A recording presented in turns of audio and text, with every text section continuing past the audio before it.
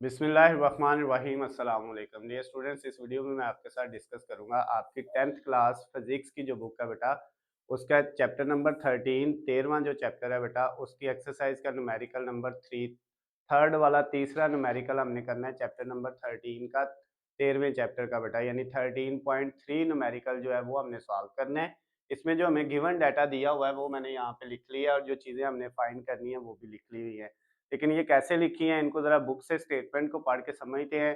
तो बुक में क्या बेटा स्टेटमेंट लिखी हुई है, कहता है the force of repulsion between two identical positive charges is 0.8 Newton. दो एक जैसे पॉजिटिव चार्ज हैं, यानी दो चार्ज क्या है, आइडेंटिकल का मतलब क्या है, एक जैसे, ठीक हो गया ना। और उनके दरमियान में जो रिपल्शन की फोर्स है वो बेटा जो है दूर धकेलने की, क्योंकि एक जैसे चार्जेस एक दूसरे को दफा करते हैं, दूर धकेलते हैं, तो वो जो रिपल्शन की फोर्स है वो बेटा कितनी है, 0.8 न्यूटन है। तो ये फोर्स हमें दी हुई है गिवन, ये हमने लिख ली। और ये जो इसने कहा है ना, दो एक जैसे चार्जेस, टू आइडेंटिकल चार्जेस, यानी आइडेंटिकल का मतलब है एक जैसे। तो अब ये एक जैसे का मतलब ये है कि ये जो दोनों चार्जेस हैं Q1 और Q2 ये एक जैसे हैं, इसका मतलब Q1 और Q2 दोनों बराबर हैं। और ये अगर ये दोनों बराबर हैं तो इन दोनों को हम Q कह सकते हैं, Q1 को भी Q कह सकते हैं और Q2 को भी Q कह सकते हैं। यानी Q की वैल्यू जो होगी वो Q1 के इक्वल भी होगी और Q2 के इक्वल भी होगी। आगे स्टेटमेंट में बेटा क्या लिखता है, when the charges are 0.1 metre apart, इन दोनों चार्जेस के दरमियान में जब फासला कितना हो, 0.1 मीटर हो, यानी ये जो दोनों पॉजिटिव चार्ज है बेटा, एक हमारे पास ये चार्ज है और एक ये चार्जेस है, दोनों एक जैसे पॉजिटिव चार्ज है। कहते हैं इनके दरमियान में बेटा जो डिस्टेंस है ना वो 0.1 मीटर है। तो ये हमने उसका डिस्टेंस जो है उसको r से रिप्रेजेंट किया, ये 0.1 मीटर है। तो डिस्टेंस का यूनिट जो है बेटा वो क्या होता है, मीटर होता है। तो इसलिए इसको हमने चेंज नहीं करना, ये मीटर में लिख लिया। तो हमने आगे क्या कहता है, फाइंड क्या करना है, find the value of each charge, उन दोनों चार्जेस की आपने मिकदार मालूम करनी है, यानी हर चार्ज की कीमत मालूम करनी है, Q1 की भी कीमत मालूम करनी है, Q2 की भी। और शुरू में न्यूमेरिकल के शुरू में स्टेटमेंट के उसने हमें ये कह दिया था कि दोनों जो चार्जेस हैं वो आइडेंटिकल है, यानी एक जैसे चार्जेस हैं, दोनों सेम चार्जेस हैं, इसलिए Q1 और Q2 दोनों हमने इक्वल रख लिए। और इन दोनों को किसके इक्वल रख लिया, Q के। जो Q की वैल्यू आएगी वही Q1 की होगी और वही Q2 की होगी। तो यही दो चीजें हमने फाइंड करनी है। तो बेटा अब इसको स्टार्ट करते हैं। हमारे पास जो है बेटा फोर्स जो है, कूलम फोर्स जो है, उसको फाइंड करने का फार्मूला होता है, ये हमने इससे पीछे वाले न्यूमेरिकल में पढ़ा था, F इज इक्वल टू के Q1 Q2 ओवर R का स्क्वायर, ये फार्मूला है बेटा हमारे पास। तो इसमें बेटा के की वैल्यू मैंने आपको बताई थी, आपने याद कर लेनी है। के ये बेटा आपके पास कूलम फोर्स का कांस्टेंट है और इसके बेटा वैल्यू होती है हमेशा 9 मल्टीप्लाई 10 की पावर 9, ये के की वैल्यू है बेटा। तो अब यहाँ पे वैल्यूज अगर हम पुट करें, फोर्स की वैल्यू हमें गिवन दी हुई है 0.8, तो हमने फोर्स की जगह लिख लिया 0.8 इक्वल के की जगह आ गया 9 मल्टीप्लाई 10 की पावर 9। उसके बाद बेटा जो Q1 है उसकी जगह भी क्या आया आपके पास, Q1 की जगह भी Q आ गया और Q2 की जगह भी क्या आ गया, Q आ गया, क्योंकि हमने ये कहा दोनों एक जैसे चार्जेस हैं, Q1 और Q2 दोनों बराबर हैं, तो दोनों को हमने Q के इक्वल रख लिया है, सिंपल Q के। और नीचे बेटा क्या है, R की वैल्यू हमें दी हुई है, वो कितनी है 0.1। तो अब हमने यहाँ पे 0.1 और ऊपर इसका ये वाला स्केयर ले लिया। क्लियर हो गया बेटा। अब नेक्स्ट स्टेप में क्या होगा, हमारे पास ये जो वैल्यू है 0.8, इसको ऐसे लिखा इक्वल 9 मल्टीप्लाई 10 की पावर 9, और उसके बाद बेटा ये जो वैल्यू है मल्टीप्लाई ऊपर Q1 और Q2 दोनों की जगह Q आ गया है, तो Q को Q से मल्टीप्लाई करेंगे, एक जैसी वैल्यू है तो इनका क्या हो जाएगा बेटा, स्केयर हो जाएगा। और नीचे हमारे पास वैल्यू है 0.1, इसका हमने क्या कर लेना है बेटा, स्केयर ले लेना है। तो जब हम 0.1 का स्केयर लेते हैं तो हमारे पास आ जाएगा 0.01 आ जाएगा। आपने कैलकुलेटर पकड़ना है और 0.1 का क्या करना है, स्केयर लेके देख लेना है। जब आपने 0.1 का स्केयर लिया तो बेटा ये आया 0.01। तो यहाँ पे ये वैल्यू आ गई 0.01। क्लियर हो गया। अब हमने फाइंड असल में चार्ज करने हैं, क्यू फाइंड करना है, तो ये क्यू जो है बेटा इधर ही रहेगा, ये 0.8, ये जो इधर वैल्यू है इस साइड पे 0.01 राइट साइड पे डिवाइड हो रही है, तो इक्वल के लेफ्ट साइड पे जब आएगी तो आके क्या हो जाएगी बेटा, मल्टीप्लाई 0.01। क्लियर। और ये जो वैल्यू है बेटा 9 मल्टीप्लाई 10 की पावर 9, ये इधर मल्टीप्लाई हो रही है, इस साइड पे आके क्या हो जाएगी, डिवाइड हो जाएगी बेटा। ये आपने याद रखना है, जो वैल्यू एक साइड पे मल्टीप्लाई हो तो दूसरी साइड पे जाके डिवाइड हो जाती है, जो डिवाइड हो वो मल्टीप्लाई हो जाती है। और इक्वल के दूसरी साइड पे क्या बच गया बेटा, क्यू का स्क्वायर बच गया। अब आपने इनको हल कर लेना है।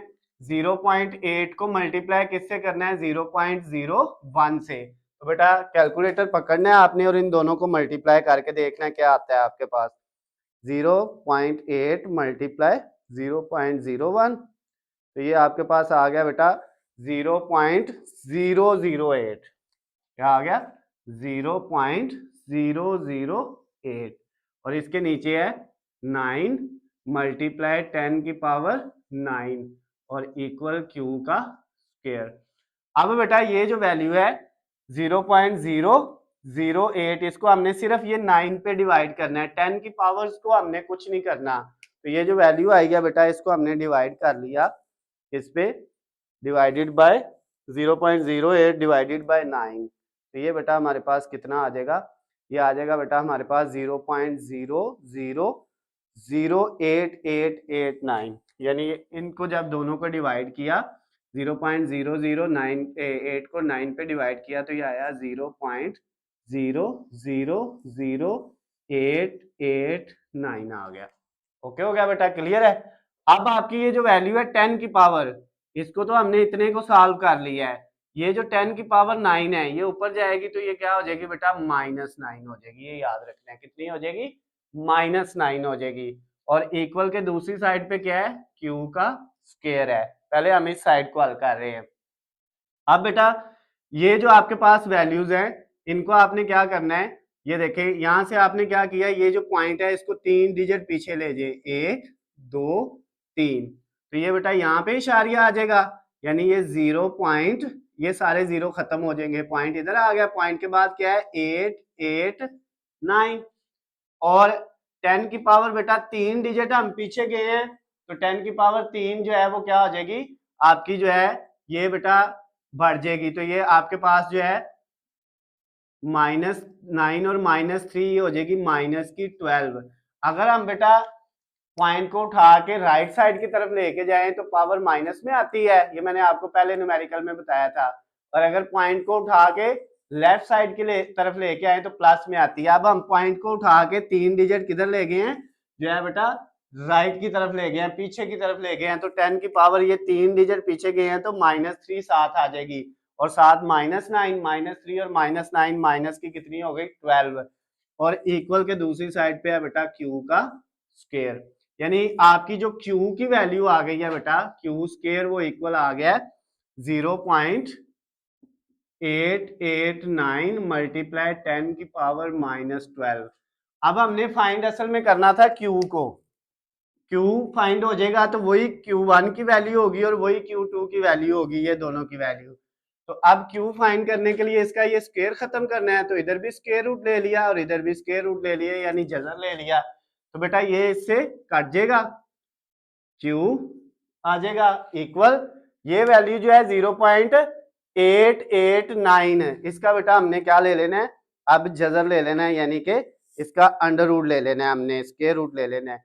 तो ये बेटा इसका जब हम स्क्वायर रूट लेंगे तो ये हमारे पास कितना आ जाएगा, कैलकुलेटर पकड़े बेटा और लिखें स्क्वायर रूट 0.8 और 9 का, तो ये बेटा हमारे पास कितना आ जाएगा 0.942। आगे भी कुछ वैल्यू है 0.942 और समथिंग आगे भी होंगी, लेकिन हमने पॉइंट के बाद 3 वैल्यूज लिख ली। और मल्टीप्लाई ये जो 10 की पावर -12 है, इसका स्क्वायर रूट लेंगे तो ये बेटा 10 की पावर -6 बच जाएगी, यानी 12 का जब हम स्क्वायर रूट लेंगे, जजर लेंगे, तो वो बेटा 6 आ जाएगा। इस तरह से ये होना है 10 की पावर -12, और ये इसके ऊपर जो जजर है, जजर का मतलब होता है 1/2 पावर में। तो ये बेटा आपके पास इससे काट जाएगा तो कितना आ जाएगा 6। 12 को 2 से कट करेंगे तो 6 आ जाएगा, 10 की पावर -6। सिर्फ इसका आपने कैलकुलेटर से स्क्वायर रूट लेना है। और ये 12 मैंने इसीलिए यहाँ पे ये इशारिये को पीछे लेके इसीलिए गया था ताकि ये 12 हो जाए, और 12 का स्क्वायर रूट जो है वो -6 आ जाएगा। अच्छा बेटा, अब आपके पास ये वैल्यू आ गई है क्यू की। इसको इसी तरह भी लिख सकते हैं, और जो इसका यूनिट होता है बेटा वो होता है कूलम। और इसको इस तरह भी लिख सकते हैं, Q इज इक्वल टू 0.942, और ये जो 10 की पावर 6 है, इसको हम जो है वो माइक्रो भी लिख सकते हैं, क्योंकि एक माइक्रो 10 की पावर -6 के इक्वल होता है, और साथ कूलम। ये बेटा आपका चार्ज आ गया है, और यही Q1 का आंसर होगा, और यही किसका होगा बेटा Q2 का होगा, क्योंकि Q1 और Q2 बराबर है, और वो किसके इक्वल हमने रखे थे Q के। जो वैल्यू Q की आई है वही Q1 की होनी है और वही Q2 की होनी है, तो हमारा ये आंसर है। आप इस तरह भी लिख सकते हैं, इस तरह से भी लिख सकते हैं, इसमें कोई इश्यू नहीं है। बाज का जो है बुक में आंसर थोड़ा सा आगे पीछे होता है, तो बच्चे जो है ना वो उनको समझना मुश्किल हो जाता है कि सर बुक से सेम नहीं आ रहा, तो वो कोई मसला नहीं होता। अगर आपका यहाँ तक भी आप लिख लेते हैं तो आपको पूरे मार्क्स मिल जाएंगे, ये माइक्रो लिखने की जरूरत नहीं है। ये बेटा आपका जो थर्ड वाला न्यूमेरिकल था 13.3 आपके 13वें चैप्टर का 10th क्लास फिजिक्स की बुक का बेटा वो तीसरा न्यूमेरिकल कंप्लीट हो गया है। अगर इसमें बेटा आपको कोई चीज़ समझ नहीं आई, कहीं पे कोई मसला है, तो नीचे स्क्रीन पे आपको मेरा नंबर नज़र आ रहा है, आप मुझे कॉल करके मैसेज करके पूछ सकते हैं। अल्लाह हाफिज़, खुश रहें।